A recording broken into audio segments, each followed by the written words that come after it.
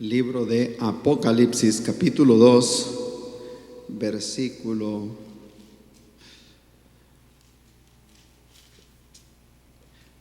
8, por favor.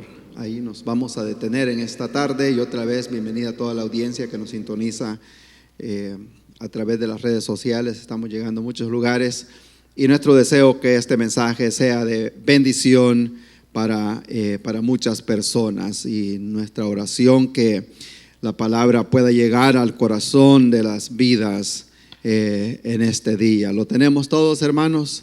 Si no, tal vez nos ayuda. Creo que también está en las pantallas. Y la palabra del Señor versa de la siguiente manera, siempre honrando al Trino Dios. Apocalipsis capítulo 2, versículo 8.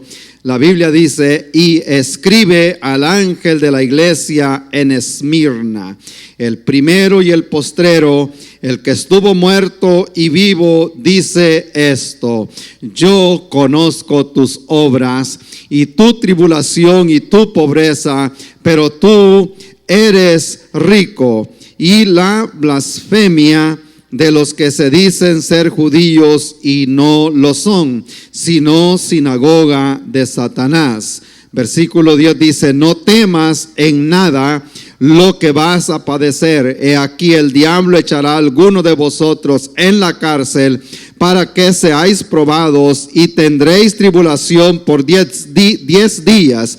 Sé fiel hasta la muerte, y yo te daré la corona de la vida. El que tiene oído, oiga lo que el Espíritu dice a las iglesias. El que venciere no sufrirá daño de la segunda muerte. Amén. Gloria al Señor. Si me ayuda con el siguiente slide, por favor, hermanos, y vamos a estar hablando del mensaje a la iglesia de Esmirna, la iglesia que se encontraba bajo una gran presión. Estamos hablando de presión del mundo, presión también de los judíos, presión de los gentiles y la presión también del gobernador o del emperador del imperio romano de aquel tiempo. Y yo creo que nosotros también nos podemos familiarizar con eso en muchas ocasiones en nuestra vida, pero no me quiero adelantar a lo que quiero hablar en esta tarde, sino que quiero que me ayude a orar para que nuestra mente, nuestro corazón se prepare para recibir lo que el Señor nos quiere decir en esta tarde, y para que toda aquella persona que está bajo nuestra voz escuchando en algún lugar pueda entender también que no importando qué tan grande sea la presión que sienta, la tribulación, la enfermedad, la presión del mundo, la presión a veces de la gente alrededor, del trabajo, de las circunstancias a nuestro alrededor, queremos decirle en esta tarde que Dios es bueno, que Él está a la puerta, que la mano del Señor no se ha cortado para sanar. Gloria al Señor. Dios ha sido bueno, Dios es bueno con nosotros, y para siempre es su misericordia. Alabado sea el nombre de Cristo Jesús. Adoramos al Señor. Le voy a pedir a hermano David si puede pasar por acá y nos lleve en oración para que el Señor abra las mentes y abra el corazón de las personas. Gloria al Señor. Y luego vamos a entrar en la predicación de la palabra en este día. Gracias, Padre, en esta tarde, Señor. Dios mío, gracias por esta palabra, Señor, que se ha leído, Dios mío. Padre, yo te ruego, Señor, en este momento, Señor, que tú tomes el control absoluto de Dios mío, de este momento, que vamos a escuchar tu palabra, Señor. Dios mío, que no sea, Dios mío, la palabra del pastor que impacte, Señor, en esta tarde, sino tu palabra, Dios mío. Oh, Dios mío, toca cada mente, cada corazón, Señor. Oh, Dios mío, oro en esta tarde, Señor, que, Señor, nuestra vida se convierta en una tierra fértil, Señor. Oh, Dios mío, que este mensaje, Señor, que tú has traído, Señor, a nuestra vida, Señor, sea expuesto, Señor, Dios mío, exactamente como nació en tu corazón, Señor. Padre, que no haya una persona en este lugar, Señor, que no sea transformada por tu palabra, Señor, que oh Dios santo, que tu palabra, Señor, llegue a lo más profundo de nuestro corazón, Señor, que tu palabra, Dios mío, sea capaz en esta hora de transformar, de quebrar, Dios mío, cada cadena, Señor. Padre, hay personas, Señor, en este lugar. Oro por esa persona, Señor, que, oh Dios mío, ha venido a este lugar quizás como un último recurso. Oro por esa persona, Señor, que está detrás de una pantalla, Señor. Padre, no está ahí por casualidad, no está ahí, Dios mío santo, por una cosa del destino. Señor, está ahí porque tú necesitas hablar con esa persona. Dios mío, estamos en este lugar porque tú necesitas hablar con la iglesia, con este grupo de hermanos, Señor, que está en este lugar, en esta tarde, en esta hora, Señor. Tú necesitas tener una conversación, Señor. Tu palabra, Dios mío, oramos para que toque nuestra vida, Señor, para que cambie todo lo que no podemos cambiar, Señor. Hay muchas personas, Señor, que están a punto de darse por vencida, a punto, Señor, de tirar la toalla, Señor. Padre, tu palabra transforma en esta tarde. Tu palabra, Dios mío, viene para restaurar, Dios mío, aquello que está hecho pedazos, Señor.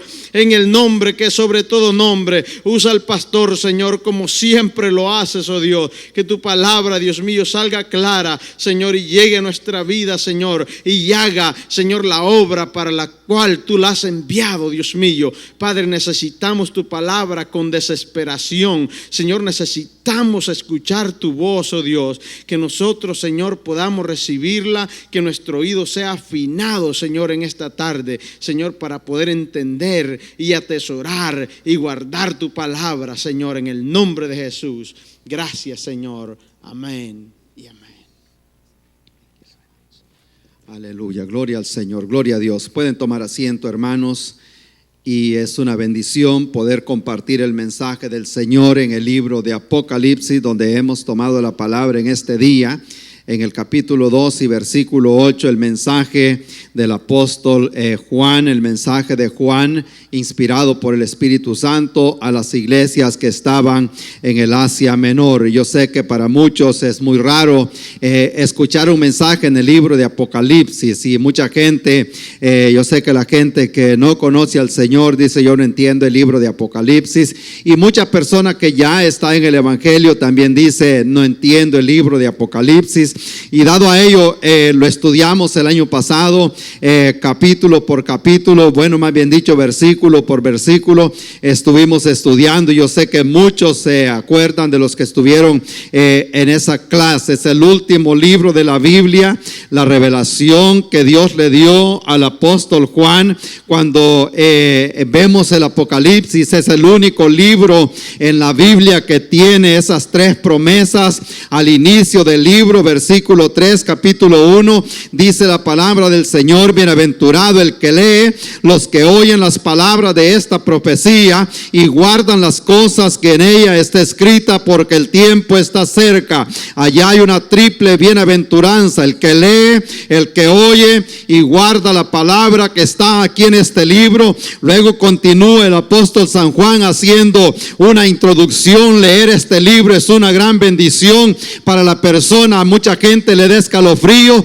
algo otro sienten la presencia del Señor. Yo cuando tomo el libro de Apocalipsis siento como que estoy más cerca del Señor. Cuando me acuerdo, me puedo imaginar al apóstol Juan escribiendo: Juan el pescador, Juan aquel que se acostó en el pecho del maestro, Juan aquel que lo vio morir en la cruz, Juan aquel que estaba allí cerca de Cristo, Juan el que había estado allá en las puertas del Hades, Juan el que había estado adentro de la barca, el que había estado allá en el monte de Hermón cuando Cristo se transfiguró. Ese mismo Juan, ahora el propósito del Señor de dejarlo de último y llevárselo para la isla de Patmos, donde se lo habían llevado para que supuestamente él fuera a morir, pero Dios tenía otro propósito. ¿No le parece que se relaciona también con nuestra vida? A veces el enemigo se levanta como mar tempestuoso, como río, queriéndonos arrebatar, pero yo quiero decirle en esta tarde, Isaías 61 dice que Dios es capaz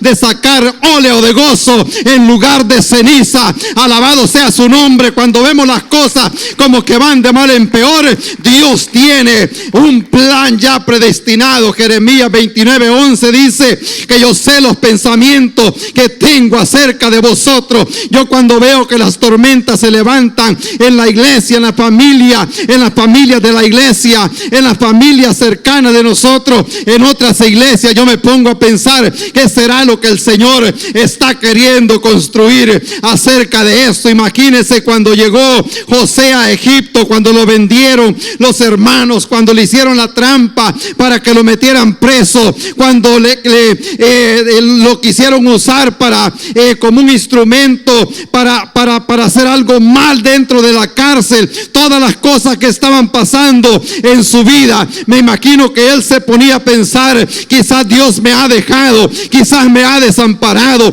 quizás no escucha mi oración, pero Dios tenía otro plan. Él lo quería usar para que sirviera de darle alimento a aquella gran congregación que iba a llegar años más tarde a la tierra de Egipto. Y yo quiero decirle en este día, aunque nosotros nos sintamos a veces solos, lo que Dios le dijo al pueblo de Israel: te tengo esculpido en la palma de mi mano, alabado sea su nombre.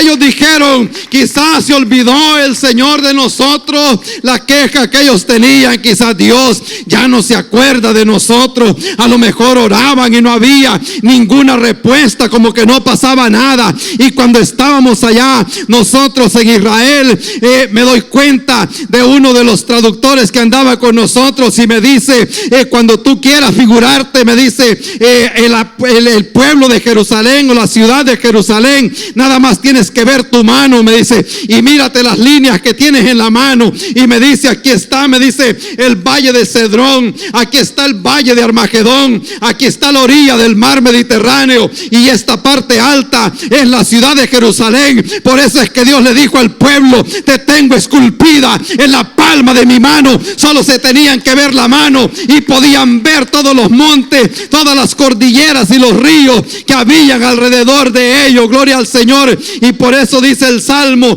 que así como Jehová está, así como Jerusalén tiene montes alrededor, así también está el Señor alrededor de ellos. Gloria al Señor. La palabra de Dios es buena, hermano. Yo me gozo en hablar del Señor. Dios tenía un propósito grande. La Biblia dice que Juan estaba en el Espíritu cuando vio al Señor caminar alrededor de los 7 candeleros. Capítulo 1, ya el Señor ahí se le presenta a Juan como el Cristo glorificado. Eso es quiero verlo como una pequeña introducción. En el capítulo 1, Juan dice que él estaba en el Espíritu cuando pudo escuchar la voz del Señor como estruendo de muchas aguas. Y yo creo que ese también es un mensaje para cada hijo de Dios. Para escuchar la voz de Dios hay que estar en el Espíritu, hay que andar cerca de Dios, hay que buscar su presencia. Si queremos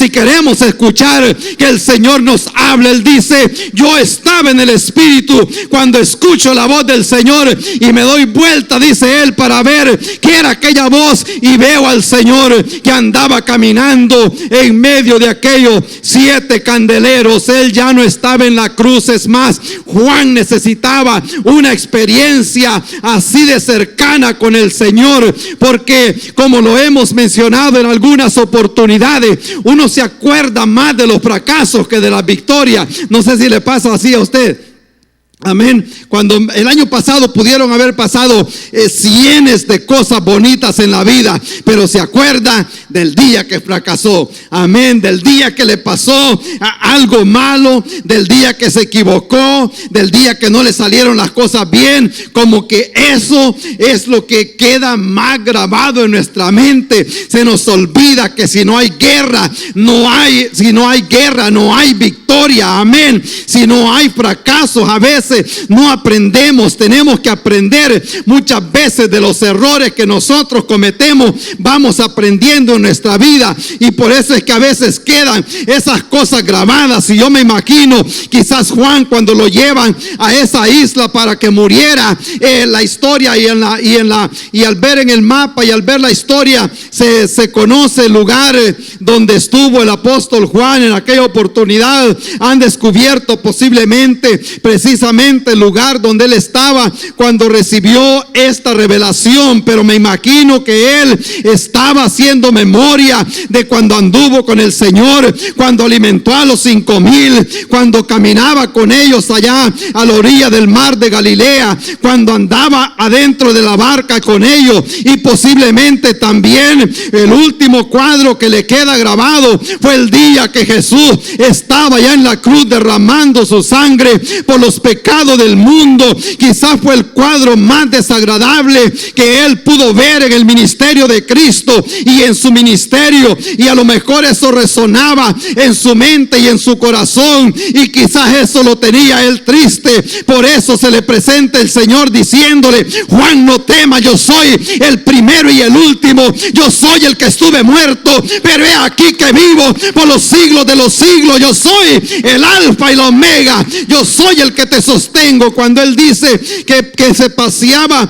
por entre medio de aquellos 7 candeleros, todo eso representaba las 7 iglesias o los 7 mensajes que estaba a punto de darle en aquel momento. Y le dice a Juan: yo soy el alfa, yo soy la omega, el principio y el fin, dice el Señor, el que es, el que era, el que ha de venir, el Todopoderoso. Gloria al Señor. Ese es el Dios que nosotros adoramos. Gloria a Dios.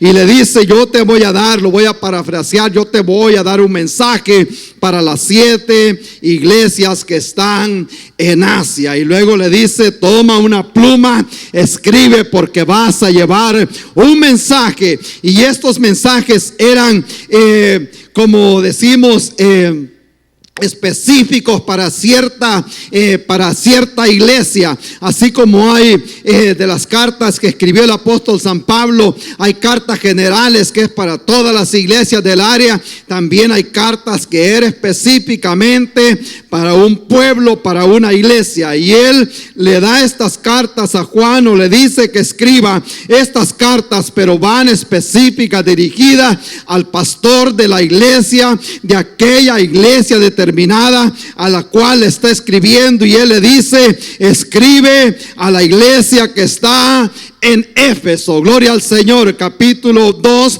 versículo 1. Y le da el mensaje para esa iglesia, y ese va a ser otro mensaje de otro día. Ahora le dice en segundo lugar: escribe también al ángel de la iglesia. Está hablando al mensajero de la iglesia que está en Esmirna. Y vale mencionar también en esta tarde, cuando vemos este mensaje de las 7 iglesias, quiero aclarar un poquito antes de llegar a lo que es más al centro del mensaje de este día. Cuando él le da este mensaje para las 7 iglesias, tiene al menos 5 propósitos. Amén. Para los que toman nota: en primer lugar, un propósito contemporáneo, porque era un mensaje para aquellas iglesias que existían en aquel momento. En aquel entonces existían esas iglesias, y posiblemente habían muchas iglesias más, pero él tomó esas 7 iglesias porque esas 7 iglesias se relacionaba la condición de ellas con el mensaje que Dios le quería dar al apóstol San Juan en aquel momento. Ese es el propósito contemporáneo, que las iglesias existían en aquel momento. Un propósito cronológico, porque también cada iglesia de estas representa un periodo, una etapa por las cuales la iglesia va a pasar a través de la historia, desde Pentecostés hasta el día del rapto, representando esta iglesia el segundo periodo aproximadamente, como desde el año 100 hasta ahí por el 310, 313 después de Cristo. Y esa es lo que se conoce también como la iglesia perseguida, la iglesia que sufrió las persecuciones más grandes en la historia de la iglesia. Esa iglesia las ha sufrido, gloria al Señor, o las sufrió cumplió. Entonces Dios toma también esa iglesia para darle también a entender un propósito cronológico, que ese tiempo iba a ser el tiempo de la iglesia de Esmirna, que iba a ser perseguida y que iba a estar bajo una gran presión. Y eso es lo que también a veces pasa en su vida, a veces pasa en mi vida, en la vida de alguna persona que esté escuchando. Posiblemente se ha sentido bajo una gran presión. El apóstol Pablo dice que a veces estamos atribulados en todo, pero no estamos desamparados, abatidos, pero no estamos abandonados, gloria al Señor, derribados, pero no estamos destruidos, gloria al Señor, alabado sea su nombre. Mientras estamos todavía en pie, es señal, hermanos, que podemos seguir hacia adelante. Mientras Cristo no ha venido, acuérdese que de nuestro lado está Dios. El Salmo dice: mi socorro viene de Jehová, que hizo los cielos y la tierra. Él no dará tu pie al resbaladero. Él no se duerme, Él no se va de lugar. Él siempre está en el mismo lugar. Él está en su trono, solo está esperando que nosotros nos acerquemos a Él. Su palabra dice: te responderé y te enseñaré cosas grandes y ocultas que tú no te imaginas lo que Dios es capaz de hacer, porque Dios es Dios de toda carne y no hay nada que sea difícil para el Señor. Él todo lo puede hacer. ¿Cuántos se gozan en este día? Gloria al Señor. Alabado sea su nombre. Un propósito cronológico, un propósito también profético, y esto es más profundo. Pero también las 7 iglesias representan el tiempo entre la semana 69 y la semana 70 del capítulo 9 de Daniel, que eso es un poquito más profundo. Lo vimos cuando estudiábamos el libro de Apocalipsis. En ese tiempo también hay un espacio cuando le dijo Dios a Daniel: 70 semanas están predestinadas para tu pueblo. Y bueno, le dice, le da los datos cómo las cosas iban a acontecer. Y en ese espacio de la semana 69 a la 70, ahí se injerta también la iglesia. Esas 7 iglesias representan ese tiempo. Luego también lleva un propósito compuesto, y esta es la aplicación de este mensaje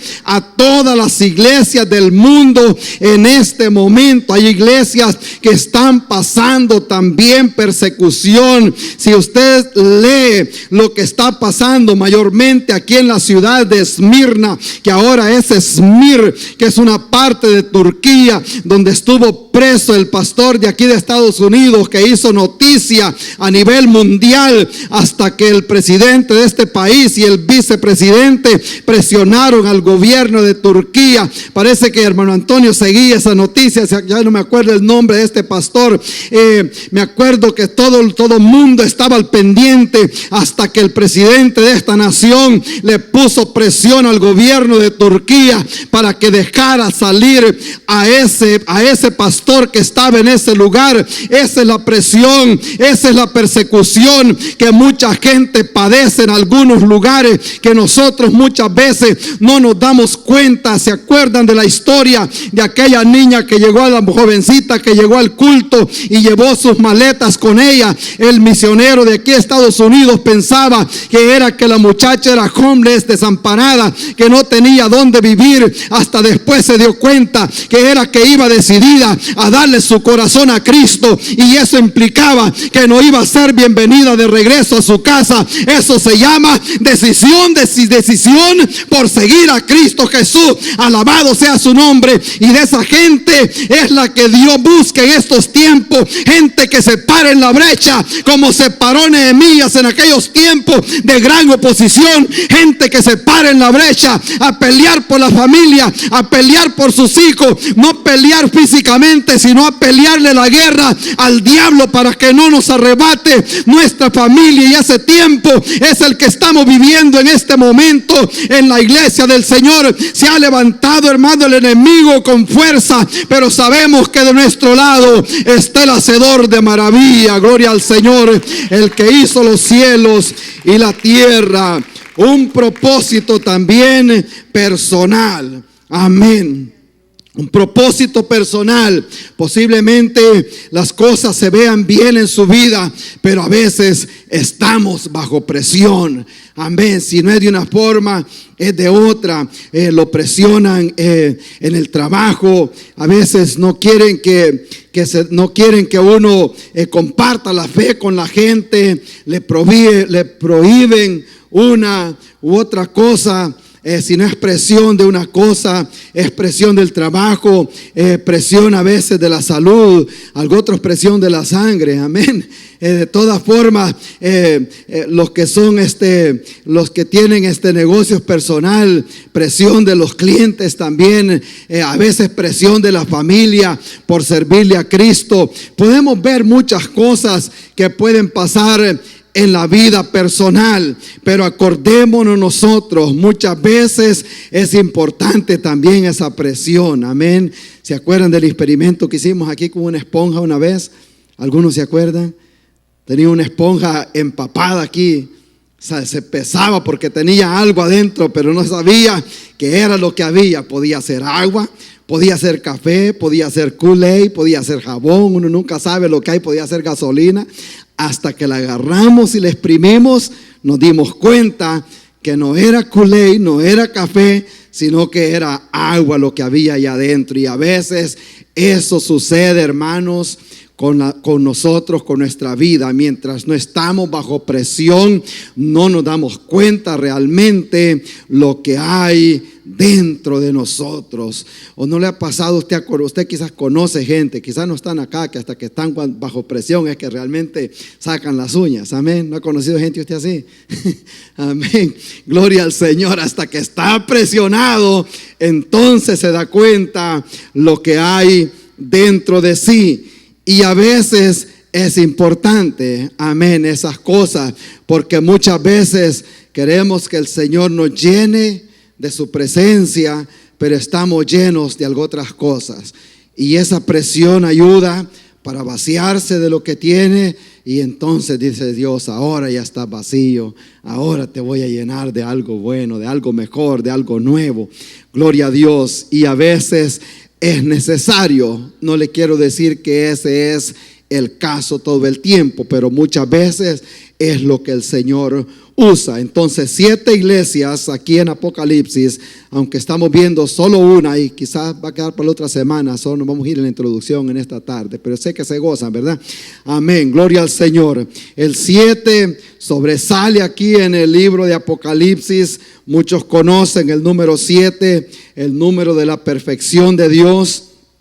Ya hemos estudiado también la numerología bíblica, también cómo Dios habló a su pueblo a través de los números, número 1, el 2, el 3, el 4 de los 4 puntos cardinales, el 5 del número de gracia, el 6, el número de hombre, amén, gloria al Señor, las 6 tinajas que llenó Cristo allá en las bodas de Caná, para darle a conocer a la gente que Él venía, no a hacer el milagro por hacerlo, sino que Él venía a llenar la vida del hombre, amén. ¿A cuántos ha llenado el Señor? Gloria al Señor, endulzarle su vida. El 7 de la perfección, el 8 de nuevo comienzo, el 9 de los frutos del Espíritu, gloria al Señor. Y todo esto tiene un gran significado espiritual para nuestra vida. Y todas las cartas tienen un orden también. Cuando él la escribió, todas tienen un título,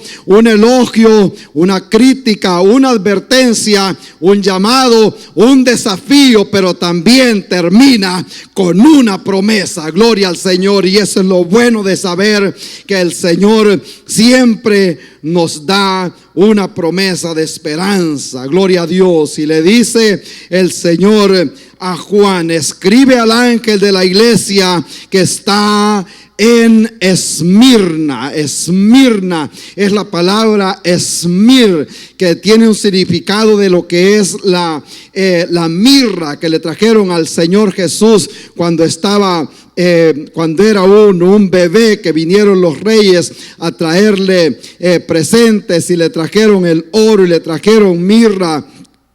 Y le trajeron perfume también al Señor en aquella oportunidad, a Cristo. 3 cosas que le trajeron. Ayúdeme ahí, por favor. El oro, el incienso, amén, gloria al Señor.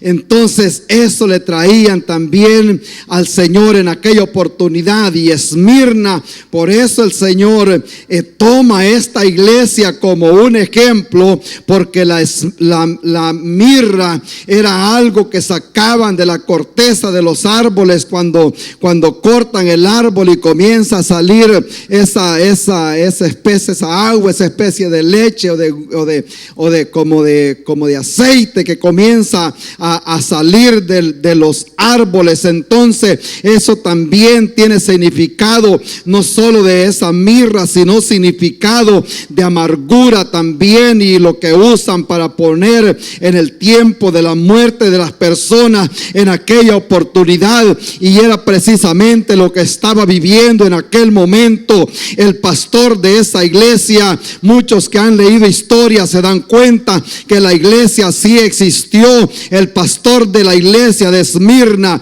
era Policarpo, que tanto se ha escrito de ese hombre, gloria al Señor, que se vio en esa condición de esa gran presión. Y por eso le dice: escoge la iglesia de Esmirna, porque era gente que estaba dando su sangre a causa de la palabra del Señor. Allí fue donde estuvo este hombre llamado Policarpo, al que quisieron obligar a negar a Cristo Jesús, y que dijera que César era el Señor de aquel tiempo. Y la respuesta de él fue: 86 años le he servido a Cristo Jesús, Él dio su vida por mí, ¿cómo yo he de negar a mi Señor y mi Salvador? Alabado sea su nombre. Y eso lo decimos nosotros siempre. Tantos años le he servido a Cristo y a mí solo bien me ha hecho. ¿Cómo yo me voy a avergonzar de mi Dios, el que me sacó de las tinieblas a su luz admirable?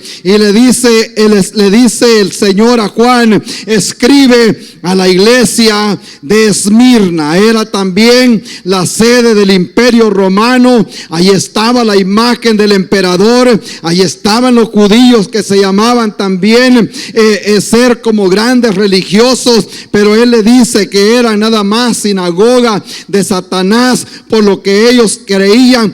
Entonces la iglesia de ese momento tenía una gran presión, gloria al Señor. Y por eso el Señor le dice a ellos: escribe a la iglesia de Esmirna. Y este es el mensaje. Ahí ponemos atención, porque hay 2 puntos.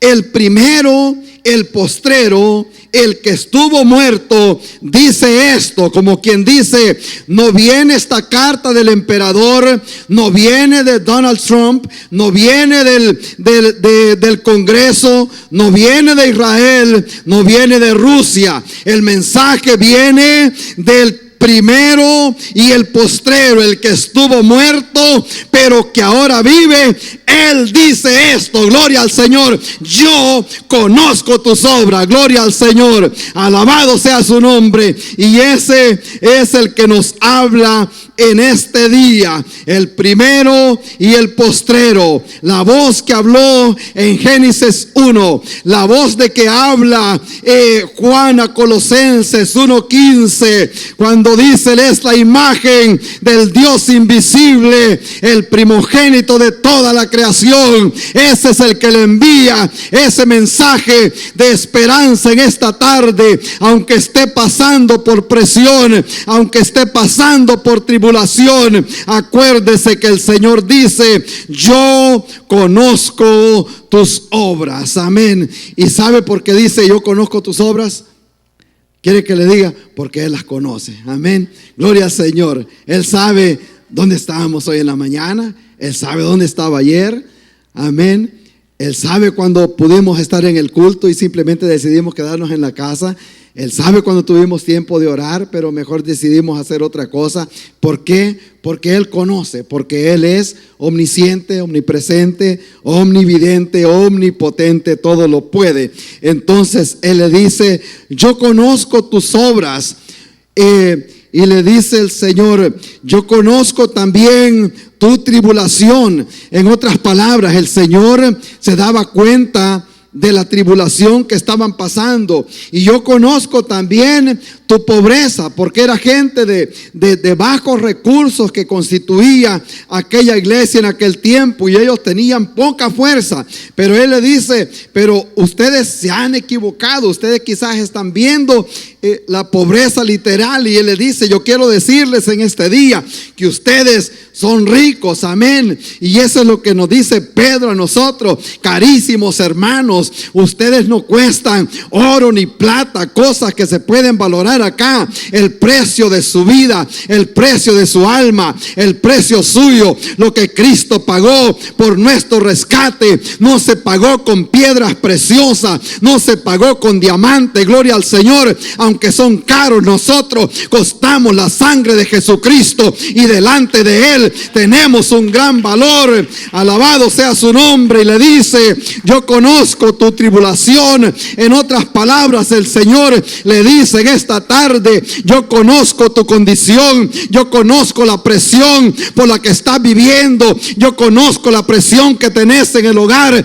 yo conozco tu enfermedad, yo conozco a las horas que estás llorando en la noche, yo conozco lo que sufres por tus hijos, yo conozco lo que sufres por tu familia, yo conozco lo que sufres por ese dolor, yo conozco tu condición exactamente. Pero quiero decirle en esta tarde: la mano del Señor no se ha cortado todavía. Él no se muda, Él no tiene sombra de variación. Sus promesas son fieles y verdaderas. Por eso dice la Biblia que torre fuerte es el nombre de Jehová. A Él correrá el justo y será levantado. Tenemos a dónde ir nosotros. Gloria al Señor. No se goza por eso. Gloria al Señor. Yo conozco tus padecimientos, todo lo que están pasando.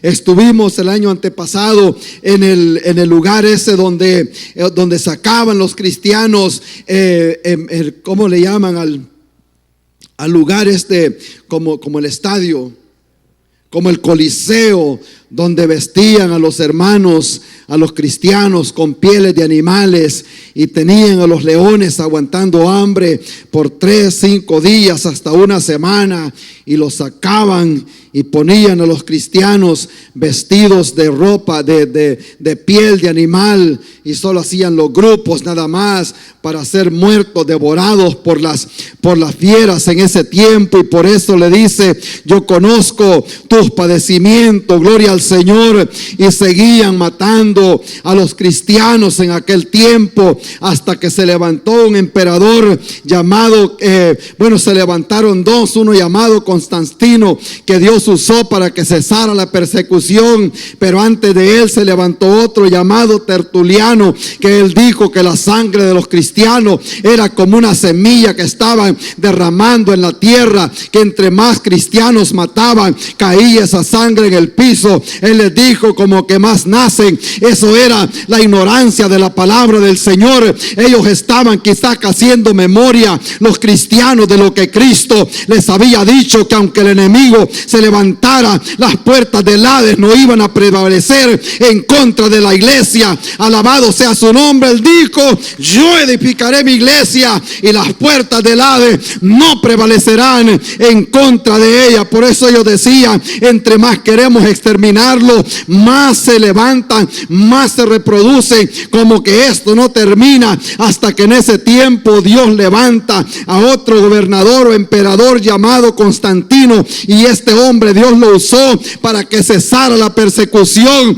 Dios le dio a este hombre una visión. Él se levantó e hizo que la religión cristiana fuera la religión del imperio romano, porque él decía que había visto una señal en el cielo, y todo mundo le preguntaba. Eso está en la historia, no está aquí, no lo vaya a buscar en el libro de Apocalipsis, está en la historia. Cuando leemos historia, él había visto una señal en el cielo, y le preguntaban cuál era la señal, y él dijo que había visto una cruz en el cielo en forma de unas estrellas. Había visto una cruz y unas letras que decía: por esta cruz tú vas a vencer. Gloria al Señor. Señor. Y yo quiero decirle en esta tarde, por el sacrificio de Cristo, nosotros también vamos a vencer, porque Él llevó nuestras enfermedades, Él sufrió nuestros dolores, y por su llaga nosotros somos curados. Alabado sea su nombre, gloria al Señor.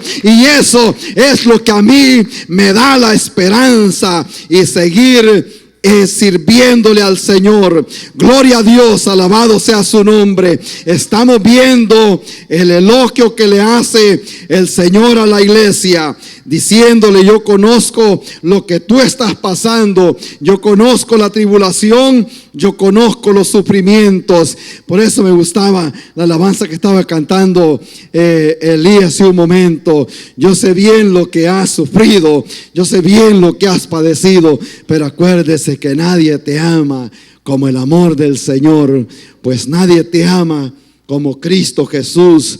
Ese es el gran amor incondicional de nuestro Dios. El amor de Dios fue demostrado allá en la cruz del Calvario. Hay gente que dice: yo te amo, amén, pero no hace nada, amén. El cariño se demuestra con obras, el amor se demuestra con obras. Y Dios hizo eso precisamente. Él dijo: yo los amo, y lo demostró yendo a la cruz, amén. Gloria al Señor, alabado sea Dios. Y luego le da una promesa. No voy a ir versículo por versículo, el tiempo ha avanzado, pero yo sé que usted se goza en saber que tenemos un Dios que se preocupa por nosotros. Luego tenemos una promesa y le dice: no temas en nada lo que vas a padecer. El diablo los echará en la cárcel para que sean probados. Tendréis tribulación por 10 días, pero sé fiel hasta la muerte, y yo te daré la corona de la vida. Y el que tiene oídos para oír, oiga lo que el Espíritu Santo dice a las iglesias. Las cárceles de ese tiempo eran calabozos, eran de piedra algunas. Yo estuve, me dio curiosidad, creo me perdieron, me estaban buscando y yo me quería entrar donde estuvo Pablo antes de padecer ante Félix. Nos dijeron: ahí está la cueva donde Pablo estuvo. Y yo me fui, yo quería entrar a ese lugar y estuve en esa cueva donde estuvo Pablo en aquella oportunidad preso. Y eso, hermanos, en ese lugar es frío, y esas cárceles de piedra lo hace aún más helado. Y por eso le dice: yo sé lo que van ustedes a padecer. Tendrán tribulación de 10 días. Lo puede interpretar de muchas formas. Algunos lo han visto 10 emperadores que fueron los más crueles, terminando con Diocleciano. Cuando terminó y que entró Constantino, hubieron 10 emperadores, y ese último que gobernó por 10 años. Lo relacionan a esos 10 días, y que realmente tiene significado, pero no es algo que nos va a poner a querer discutir. Estamos viendo la promesa que tenemos en el Señor. Él dice: pero sé fiel hasta la muerte, y yo te daré la corona de la vida. Le dice, la promesa que le da es que no temas lo que vas a padecer. No temas, porque yo estoy contigo. Dios le dijo al pueblo de Israel por el profeta Isaías: no temas, porque yo te redimí, mío eres tú. No tengas temor. Cuando pases por el fuego, yo estaré contigo. Cuando pases las tribulaciones, el Señor ha dado promesa que estará con nosotros. Luego le dice que no sufrirá la segunda muerte. Amén. Está hablando de la muerte eterna. Los que hemos creído en el Señor, hemos nacido 2 veces y vamos a morir una vez. Amén. El que es cristiano nace 2 veces y muere una vez. El que no ha recibido a Cristo nace una vez y muere 2 veces. Amén. La muerte segunda, que es la separación eterna del Señor. Pero si usted y yo hemos recibido al Señor, tenemos esa promesa que no veremos la segunda muerte. Gloria al Señor, porque Cristo dijo: de cierto os digo, que el que cree en mí ha pasado de muerte a vida, no vendrá a condenación, amén, sino que ha pasado de muerte a vida. Y aparte de eso, Él le promete darle la corona de la vida. Gloria al Señor. A aquellos que están pasando por grandes pruebas, gloria al Señor, las promesas de nuestro Dios. ¿Cuántos están alegres en esta tarde todavía? Qué bueno es el Señor. No sufrirá daño de la segunda muerte, porque estaremos con Cristo Jesús en el cielo. Y es una bendición en esta tarde. Yo sé que la vida es una batalla continua todo el tiempo. Estaremos nosotros pasando dificultades de una índole o de otra, enfermedades, situaciones que se dan. A veces hay personas que no tienen problemas alrededor, pero hay gente que tiene problemas con la mente, que se preocupa por lo que tal vez va a pasar y que de último ni pasan las cosas.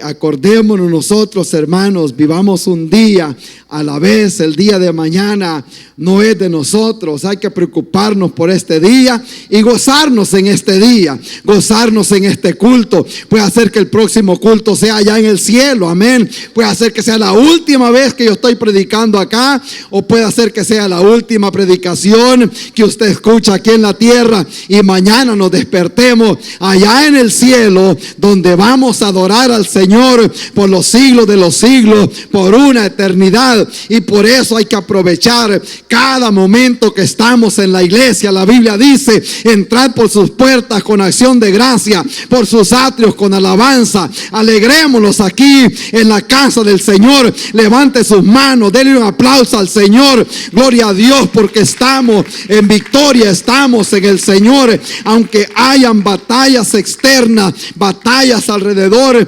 acordémonos nosotros que estamos en las manos del Señor. Estamos seguros en el Señor. Gloria a Dios. Vamos a orar para despedirnos de este lugar, pero no de la presencia del Señor. Dios es bueno, gloria a Dios. Y no solo es bueno, también Dios es amor, y Dios quiere salvar a las personas. Si hay alguien que no ha recibido a Cristo en esta tarde, puede hacer al Señor el Señor de su vida, y Él se compromete caminar con usted. Si hay alguien que posiblemente tal vez está pasando dificultades, pasando presión, el Señor también está para darnos vida, para darnos esperanza.